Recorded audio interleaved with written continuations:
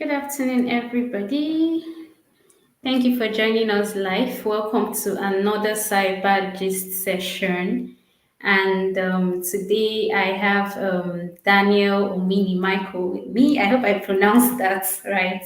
So he's my mentor. He's my mentor in the cybersecurity space, but he doesn't accept it. Hi, Daniel. Thank you so much for joining us. Hi, goodness. I'm so happy to be here. And I'm not your mentor. You're turning it the other way around. You're actually I'm my loyal, mentor. sir. I'm loyal, sir. It's such an honor to have you here. Okay, Thank you so so much. Michael, let's meet you. Tell us a little bit about yourself. Yeah, hi everybody. As my mentor has said, my name is Daniel Omni Michael. Yes, so I am a cybersecurity specialist. So I studied cybersecurity in school, and then I decided to go into the defensive part of cybersecurity. So right now, I'm currently working as a cybersecurity engineer. Yes, so that's like the basic story about me. And once again, thank you so much, goodness, for having me here. I'm so honored. Thank you. Thank you so much, Daniel. So, Daniel is going to be telling us a whole lot. And today, even though the focus area is on love, your greatest cybersecurity vulnerability, I'm sure he's going to be breaking down things in a way that we'll get to understand better. So, while I put out these details about this session, I just got a number of questions like, love, how is love is cybersecurity vulnerability. In fact, some people actually thought it's because maybe some of us are doing, we know they love, right? But this is not anybody being against your love or trying to be a bad belly or something. But actually, one of our greatest cybersecurity vulnerability is love, which is one of the greatest emotions that we have. And today, I believe that we'll get to understand it much, much better. So, Michael, do you want to speak to this? Love a vulnerability. How is love a vulnerability? And what is even a vulnerability? And why should we count love as part of the human vulnerabilities? Okay, thank you very much, goodness. So yes, there's something we should understand. Love is beautiful. I mean, we love our families, we love our friends, we even love our counterparts. Like when you're in a relationship. So basically, love is not bad, but it's just that certain people use love as a means to destroy or steal from other people without them even knowing until it's too late. So I'll start by saying what a vulnerability is. So vulnerability basically means a weakness or loopholes in a security system. But in this case now, this system we're looking at is the human body itself. So when you look at the human body as an operating system, because I mean, we feel, we do tasks, we do many things with our body, and sometimes our body gets to shut down when we don't handle it well. So there are people on the side, on the other hand, they are trying to exploit. Sorry for the big terms. There are people that are trying to look for the weakness in our body so that they can get what they want from us. So basically, this weakness now, one of the greatest weakness, one of the features we have in our operating system is love, because it's something we give with our all. And some people have this idea of, oh, once this person loves me, once this person cares for me, they can do anything for me. And it happens, yeah. When once you love someone, you can basically do anything for that person, even though the thing that person wants you to do for them is illegal or not. It doesn't really matter. So that's basically what we'll be talking about today. How love is one of the greatest vulnerability in the human operating system. So I think this has given a little insights to what we'll be going on with moving forward. Yeah, thank you, goodness. Thank you very much, Daniel. So I remember we were having a chat the other day, and then somebody was like, "We have patches for this vulnerability. We have the firewall. We have this one. We have that one. So go ahead, do your love thing. We have patches for this vulnerability." But before we get to the patches, yeah, we're definitely going to talk about how we can still protect ourselves. We're not saying that, okay, because love is a vulnerability, you should shut it out totally. We're just saying that, okay, you should be careful. There are blind spots to look out for. So before we even get to these patches, these cyber criminals are able to exploit love through what we call social engineering, right? And I'd just like you to speak more to it. What is social engineering about generally, and what are other features of a human operating system beyond love that cyber criminals will usually exploit to carry out their malicious intents? Okay, thank you very much, goodness. So I'll start with social engineering. So social engineering usually entails trying to manipulate people into doing things that they would normally not do. So social engineering in general doesn't just speak to love; it speaks to a lot of things. So most times the what these bad guys use to for initial access is usually social engineering. They try to build a means of communication within that person. So in my let me play a scenario. Let's say you are someone that likes cars so much that any car you see gets to freak you. And there's this person that is trying to like hack into your phone. They want to see your activity, they want to see your transactions, your bank details on your phone. And they've been wondering, how am I going to get this guy? Right? And they now discover that okay, this guy is someone that is obsessed with cars and all of that. So they can draft an email, draft it, put um, malicious files or code on that email. So once that email is being sent to you, it seems legitimate, and you are someone that is actually into cars, and maybe they spark a sense of urgency on that mail, like 50K to get this car, get it while it's on sale. Like, and when you see something like that, being someone that is obsessed with cars, you'll be like, oh my god, this is so cheap. Ah, this is so I can't miss this opportunity. And you don't even think through, you don't even say, oh, let me check if this thing is fake or not, or it's someone trying to do something.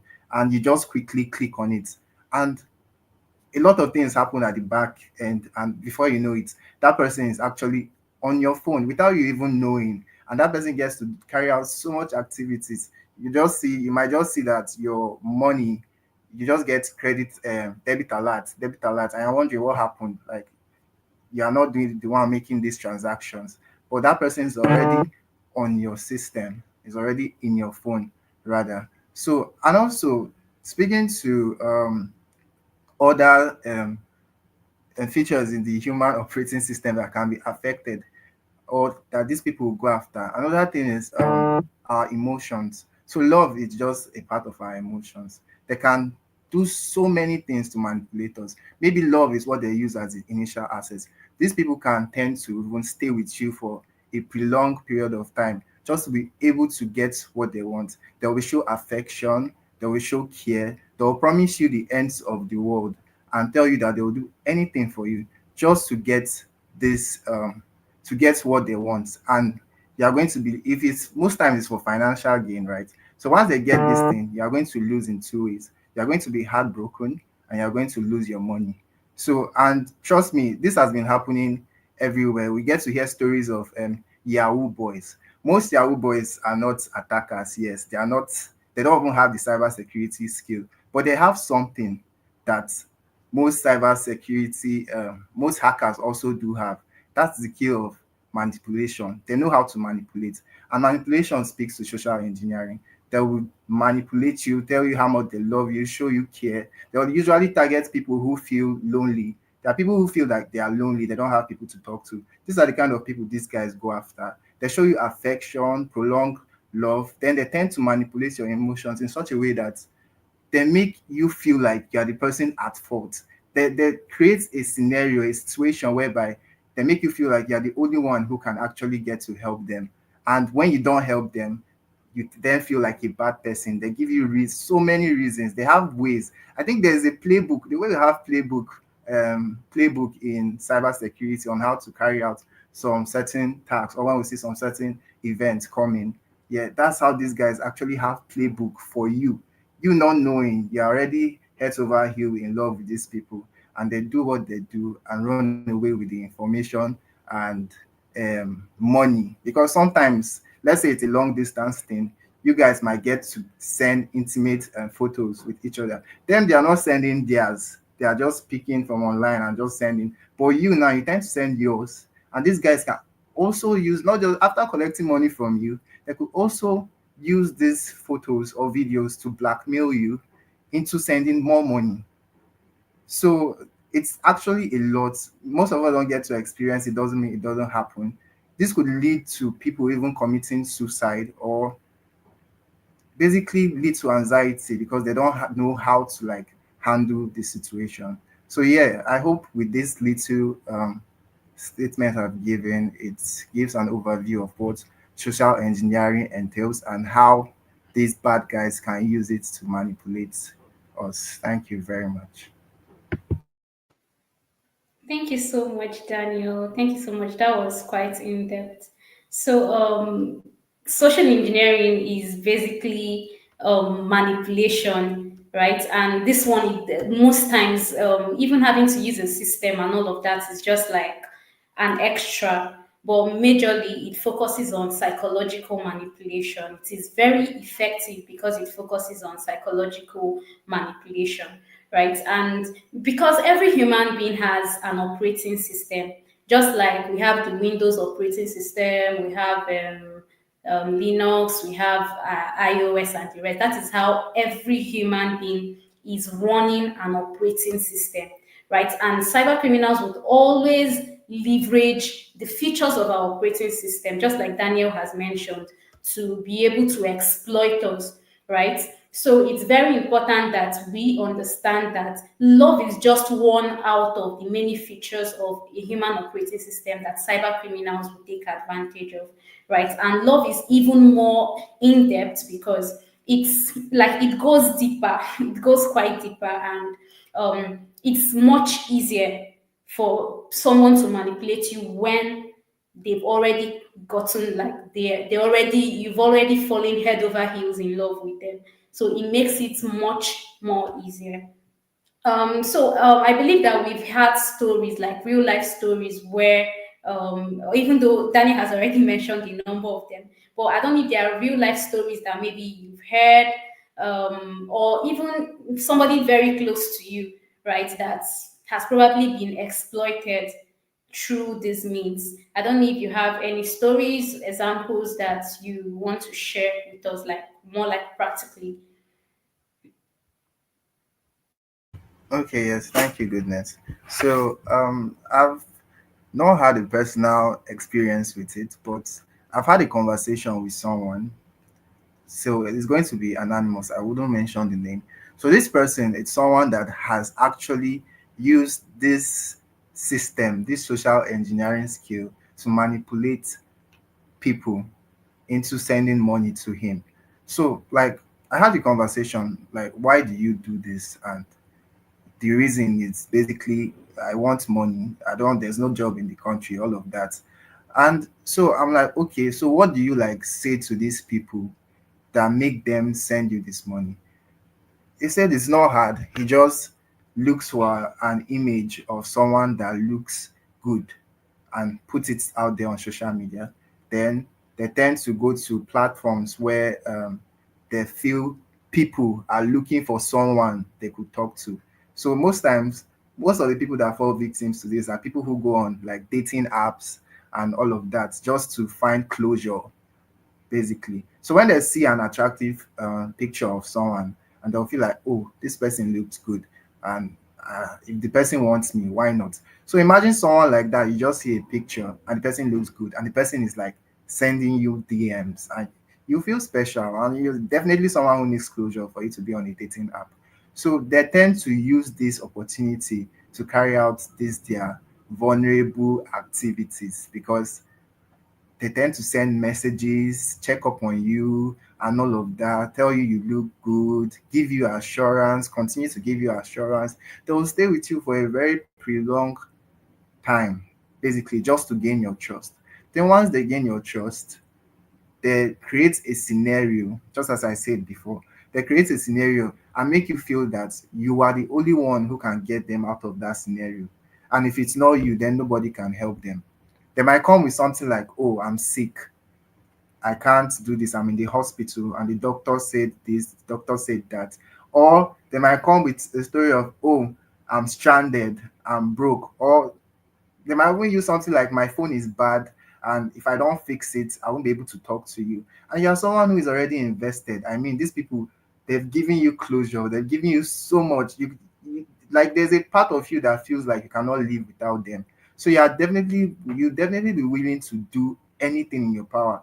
And come to think of it, this person doesn't even have as much money. Some of them don't even have so much money, but they will go to thin air, like, to look for that money just to make sure that you feel okay, that they're able to keep communicating with you and nothing ends it. So that's basically how it works. And immediately those people send this money to the bad guys, that's it, they end the conversation. But sometimes another thing is true, where they exchange sexual content. So when they exchange all this intimate content with each other, the bad guy, in the other hand, is going to the internet to download what he's sending. He's not really sending, like, he's pretending to be somebody else, obviously. While you, on the other end, because you think you are in love, you've fallen in love, you become vulnerable to that person. You just keep sending your personal pictures, or your intimate pictures or videos, to that person. And at the end of the day, this person used these things against you.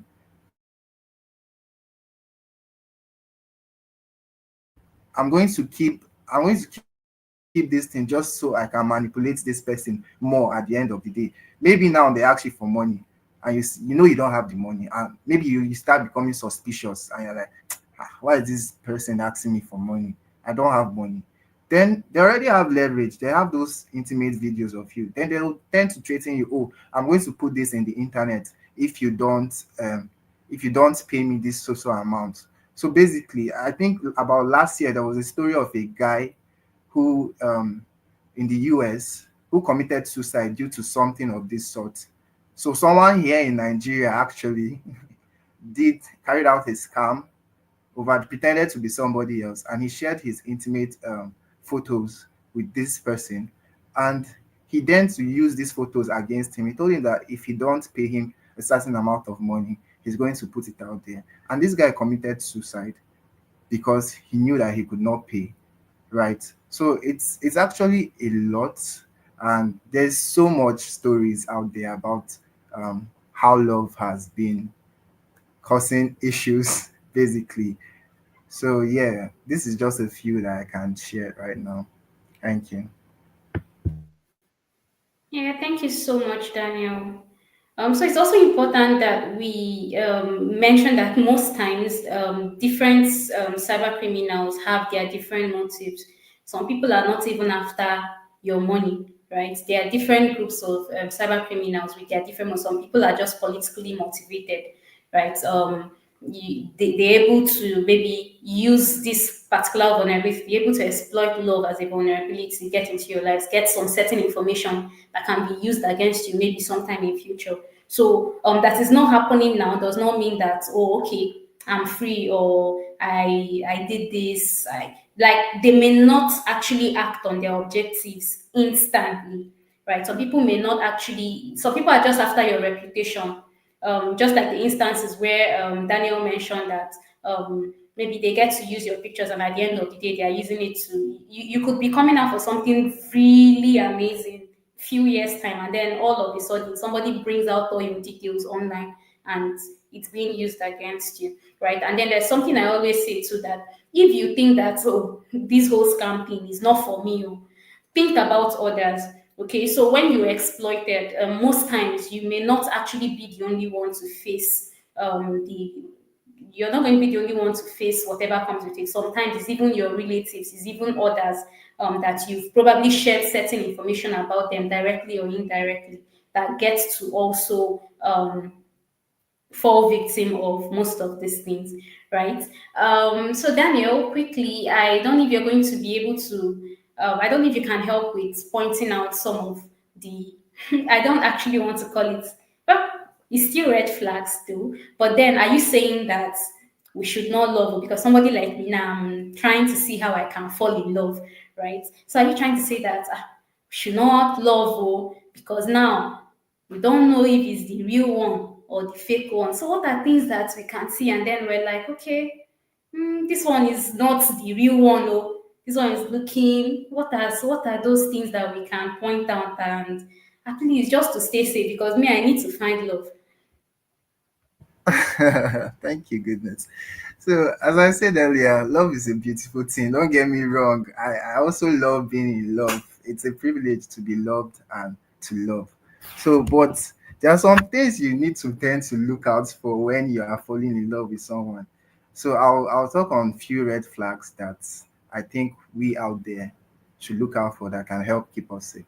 So, one of these red flags would be when it's too good to be true. I mean, you would know when something is too good to be true. Let's say you meet someone a week, just in a within a week, and he's already telling you, "Oh, I'll give you the ends of the earth." This is someone that doesn't know you, and you don't know that much. You're getting to know the person, but the person is showing so much affection. Let's say it's not even in a case where this person, like you said, it could be more of a personal something. The person don't really need your money, just want to toy with you and move away. And this person shower you with gifts, send you flowers, send you this, send you that, and you're already, I'm so happy. This guy really loves me. This, nah. Sometimes you just have to take a minute, take a deep breath, step back, and see, is this thing real? It seems too good to be true. So there's nothing wrong with taking a step back to analyze the whole situation better, so that you don't just go down and forget everything that is going on and fall. So another thing is, you should never share your financial details with that person, no matter how in love you are. So this is something that, even though you guys, let's say, yeah, you guys start dating and it becomes a normal thing that, oh, he knows me now, he loves me, so I can give him my financial detail. No, it's not right, it's not proper. Don't share your financial details until you are properly sure that this person is the one for you. Love is amazing, as I said, but do not share your financial details. It's personal to you. Don't share your credit card details. Don't say, oh, he's my boyfriend, so I'll just give him my PIN. Don't say, oh, she's my girlfriend, I'll just give her my PIN, or I'll just give her my card to go and make withdrawals. Give me, I will run with your card. You never see me again. So basically, those are things you should also look out for. So another red flag would be never send money or gifts. I know this one seems off because we are humans. I mean, one of the ways we show our affection is through money and gifts. You want to know that someone loves me, he buys you this or he sends this for me. But trust me, that's not just the new trend going around, that when someone loves you, they'll buy you this, they'll buy you that. No, that's what the guys that deceive used to deceive. This is what people use to get what they want. They know it's the trend. They know this is what people want. This is what people like. So they will use it to get what they want, basically. And once they get what they want, they leave you in they leave you in tears and don't even look back. So basically, that's another red flag that you would need to look at. So lastly, the last red flag, things to do when you see something like that is, you should tend to report these people. Okay, I mean, you love this person, so it will be hard for you to say, oh, I want to report this guy because I know he's doing something wrong. But still, if it's the case where you guys are chatting, you've not even gotten to see each other, there's always an option in social media where you could block someone or report the person. Actually, after you report the person, then the person gets blocked automatically, which helps you to like prevent any other interaction with that person. Also, in a case of social media where you're meeting someone for the first time, for those of us that like dating app, that don't like meeting people physically to talk to them, to get to know them first. So if you start talking to someone new via dating app and you guys tend to start getting close, don't just stick to that particular social media account that he's using. Ask that person, please, what's your name on Twitter? What's your name on Instagram? What's your name on Facebook? Do your own recon, do your own research, check, see pictures of that person and his family. Know that who you are talking to is not a bot or an alien, so that you will not be misled. So basically, these are things you can do to know if that person is real or not. So thank you very much, goodness. Thank you, Daniel. I'm just really bothered. Though I have this, I just got back, brother. But with all these tips you mentioned now, I don't know. Hmm. Okay, well, so now that you said these are the things to look out for, how then do I protect? Because I really love this brother. This I just got back brother. Like I love him from the depth of my heart. So how exactly do I get to protect my heart, protect my love, and in a case where this person is probably looking for my money, how do I get to protect my money in the midst of all of this? Okay, thank you, goodness. So the funny thing about I just go back is after they get back, they will go back. So it feels like most people used to forget the part of they will go back. They only see this, I just go back. You come back, you give a very slick accent. You back in the US, I just got this and all of that. And you're hearing those accents and your head is flaming up. And you're like, yeah, this guy is good. They will do what they want to do. It's not December. They'll do what they want to do in December. By January, you are not seeing those people again, and they have nothing. They won't keep any track of you. So I don't know. I always laugh when I tend to see videos online of these. I just go back people trending because I mean these people are coming back. Some of them work so hard outside the country and they save a good amount of money. And after they've saved that money, they tend to come back to Nigeria where this money has more value, and they do lots of things. I mean, they go out, they go to clubs, and they do a lot. And you see them and you say, oh, this guy is cute, this guy is caring, he has an accent, his accent is throwing me off guard, and all of that. And you tend to go and fall in love. And I mean the rest is history, because I just got back is going to go back. That's something you just need to realize. So I hope that answers your question, goodness.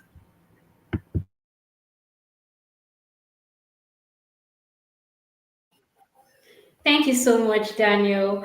And thanks to everybody who joined us live and those who are going to watch this later on. So you can see that we're not saying you should not love, we're just saying that you should be careful, you should look out for what is real and what is not real, right? Because um, the heart is not something to use to play games, right? You're supposed to protect your heart, and that's by looking out for most of these things that, even though they seem so good to be true, you should also look at the other side of it, right? So I will just conclude with the image we have here on the screen. So there's something called catfishing. Actually, the whole social engineering that exploits love, it's all around catfishing, what we call catfishing, right? Where people use, like, they take advantage of your emotion, right? So just like what I have on the screen. So it's more like, okay, you're chatting with someone,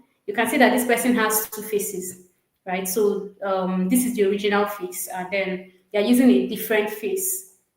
This face could be the whole love, love, love, like maybe pictures they even generate on the internet, like it's not actually their real pictures, right? This is the real face there, and then this is the other face they're using to manipulate you, get you fall in love, get you so deep in love with them, right? But behind all of this, one thing you should know is that they would always go back to their original face, the who they are actually. So you can see that this one is just like probably a mask or something, that, oh, they are done chatting with you, they take off that mask, and then they are living an entirely different life, right? So it's important that first we understand that our love, the vulnerability of love can actually be exploited, like it's a thing, it's something, is a weakness. You will naturally want to love someone, you will naturally want to show care, right? But even in the midst of all of that, you need to be careful and understand that this is also a means that cyber criminals can, use to exploit you, can use to ruin your reputation, can use to make you financially bankrupt, and all of that. So thank you so much for joining the session, and I hope you did get value from it. Thank you so much, Daniel. Thank you for all the lessons you shared with us. Very much appreciated. Thank you so Thank you. much. Bye, guys. Bye, everyone.